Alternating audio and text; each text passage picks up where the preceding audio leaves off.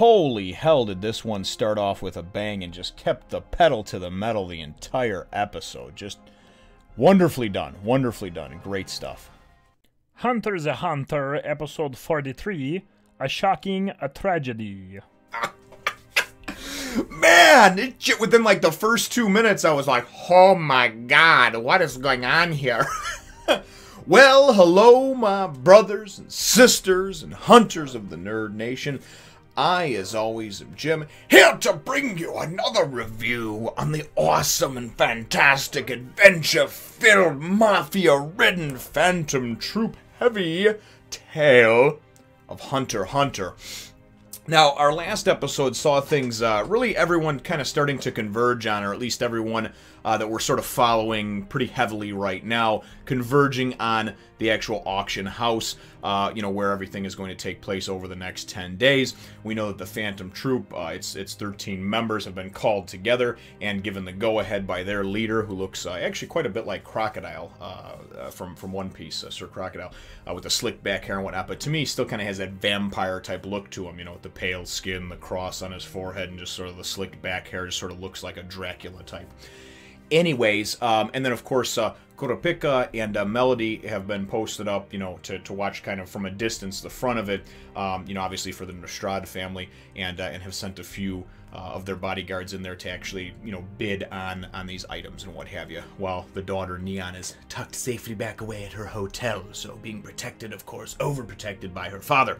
However, that is where things leave off, and that's right where things pick up. And this was cool because this was another episode where we didn't see Gon or Killua, but it was okay. Like, I was completely immersed in the entire episode, and until just now when I thought about it, had no idea that I was missing them. Not to say that they're not great characters, but just neat to kind of see what happened and what went down. So what we wind up having happen here, which I thought was cool, and I wrote down the name here of this because I'm trying to get everybody down in the Phantom Troop, and it's a little bit hard. So I know of Shizuku and Feitan, and Feitan's kind of the dark, almost like brooding, emo-y, Sasuke-looking type character, and then the girl that actually arm wrestled Gon is Shizuku. And anyway, there's a couple other ones too. There's the big Frankenstein-looking dude and the crazy Wolverine-like guy, and I'll get all their names down as the episodes go on. But the episode opens up with the beginning of the actual auction. Everybody is packed into the auction house, and you got to remember that there's the Mafia runs this, but there is all kinds of just big name individuals from around the world that come to bid on the various items that are here. Some of them are Shady Underground like type characters. Other ones are probably like princes and sultans and things of that nature, right? So it's definitely a mosh pit of all different types of well-to-dos, from all around the world for all these different just crazy unique items that are there. So anyway, things open up though. It's great, man.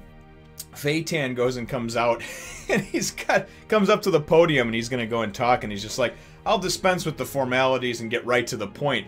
And the whole time, the big dude, I forget what his name is, the big Frankenstein-looking dude, is standing behind him, right? And he goes and pulls out his arms or whatever, he's got his, not pulls out his arms, but he points his arms or his fingers at people, and all of a sudden, man, like the fingertips open up, and he starts just firing, like just Gatling gun, like machine gun bullets across, and just destroying everybody in the room. And I'm thinking, holy shit, because there's like, I think they said there's like 500 people gathered there. And anyway, the couple of bodyguards that are there for the Nostrad family, they're trying to go and, the one guy goes and, that was able to go and make those kind of, those almost like those clones of himself, those black ninjas or whatever. He pulls them out to kind of have them, black balloon ninjas or whatever to go and block him. And he figures that they must be using Nen bullets because it just cuts right through them. As he's telling, what's her name, Baze, and the other, I forget the other guy, with the mutton chops, he was with the mutton chops, telling him to get out of there, go let the boss know. And he winds up taking a hit, he goes down, They go to leave, and that's when Shizuku winds up coming over, and she's got this thing that looks like, it's cool. I mean, when she first sees it, it actually just looks like one of those pool scrapers that you have that you kind of just, like with the pool net where you go and kind of scrape the scum off the top of the pool. If you've ever seen those, like a pole with a little attachment at the end. But it turns out that it's this like little vacuum cleaner like thing that she has that she calls Blinky. And she winds up busting one dude upside the head, and then it looks like winds up taking out Baze as well, the hot chick with all the cleavage that I like, that does the magical kiss, you know, that makes you fall in love with her for, you know, whatever, 120 minutes or whatever the hell it was. But anyway, we wind up seeing they go in, I mean, just no resistance at all, just gun down everybody in the room. I mean, the whole floor is just filled, pools, gallons of blood, right? And anyway, so they tell Shizuku to go, you know, just suck all this up along with the people, the blood, the bodies, the chairs, everything, right? So we can see, obviously, her ability and what she has. And it's kind of really cool to watch because she sort of, like, makes this vacuum cleaner-like looking thing on the pole come alive. And it just starts sucking everything up, dude. I mean, everybody, the bones, the people, you know, just whatever's there, the chairs, it starts emptying the room. There's one person that's left, you know, that just got wounded and wasn't dead, you know, and he stands up and starts making his threats about how the mafia is going to come after you and blah, blah, blah, and this and that. And then Fei Tan goes and winds up just doing this cool, slick move and just takes his head right off, you know. And definitely very, very neat stuff, I think, to see, because it all happened. You're thinking things are going to go down sometime during the course of the auction, but I mean, this is what it opens with. This is like the first, you know, 90 seconds of the episode. So very cool stuff. As everybody sees stuff is going down and the shit's hitting the fan, they go and gather up, and of course the Phantom Troop, they're getting out of there, right? They're gonna, you know, they came in by air balloon, they're gonna exit by air balloon, exit stage left. But anyway, Kurapika and Melody get called in there, and everybody's trying to figure out what the hell is going on. The vault is empty as well, and you know, with all the goods and whatnot in it, so it looks like the Phantom Troop has gotten away, you know. And I'm thinking, man, this is just some intense shit, you know. So anyway, as they wind up giving us this explanation about the families and such, what winds up happening is the Phantom Troop goes, and it turns out that they didn't actually steal anything. When they got to the vault was already empty.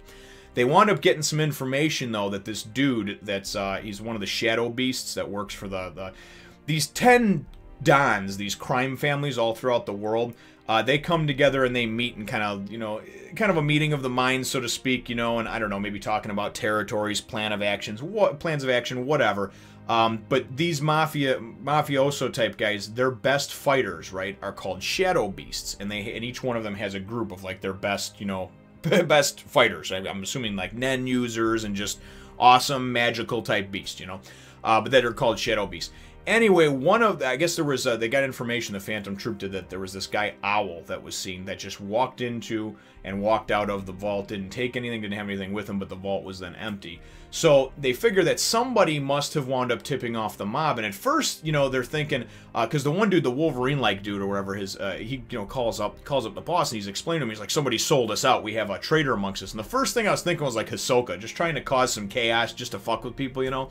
But anyway, you know, he winds up saying, no, calm down, listen, the Shadow Beast would have been there, and people in the crowd, if they were actually alerted to what was going to go down, the crowd would have been armed, there would have been more bodyguard, there would have been more of a presence there trying, you know, if they were expecting that, right? But obviously someone did know about it because they were able to get the goods out of there. So anyway, as they're escaping by air balloon and leaving, you know, they're kind of given the go-ahead by the boss to go ahead and make a big show of force and take out any, you know, any forces that are coming after them. But again, we wind up finding out, of course, more about these shadow beasts and everything else in these 10 different crime families. You know, I'm assuming they're the most powerful ones, the Dons, obviously, amongst, you know, in the entire world. So, and as everybody's kind of getting clued in on to where these guys are, they're out in the desert or whatever. That's where they wind up landing. A number of different, just sort of, I guess you'd call them red shirt guys, just wind up showing up because they're just fodder. And ultimately, they're fodder for the crazy Wolverine-like dude, man. He just goes and comes down, and apparently he's like the strongest, right, of the Phantom Troop, and maybe of anybody, I don't know. But this dude goes and comes down and winds up getting confronted by one of the Mafia guys, and they're out in the desert, you know, and there's hundreds of the Mafia guys, and he puts a gun right to his face and says, are you the ones that, you know, kidnapped everybody? They don't realize everybody's freaking dead. They all their bodies got said, you're the ones that kidnapped everybody from the auction, you know, and he says, yes. And he says, well, why, you know, and listen to that. And who are you working for, blah, blah. And he just kind of smiles, you know. Dude shoots him in the face. Head goes and springs back or whatever. And then as he comes forward, man, you see a little bit of smoke and steam coming from him. Caught the bullet in his frickin' teeth, right? and then just goes and takes his hand, which is like a freaking paw from a bear, just like hits the dude, and his whole head's just like. And I was like, wow, man, this is cool, you know. This is definitely, it seems like there's less censorship than there might have been in some of the earlier episodes. At least that's what I've seen, because this one was bloody, man. There was gallons upon gallons of blood that was spilled, hundreds of gallons, you know. Necks broken, heads getting torn off. Pretty intense stuff, man. Pretty intense stuff. And what winds up happening is Kurapika, and the episode went by so quick too, just because of having a lot of action and being pretty fast paced, you know.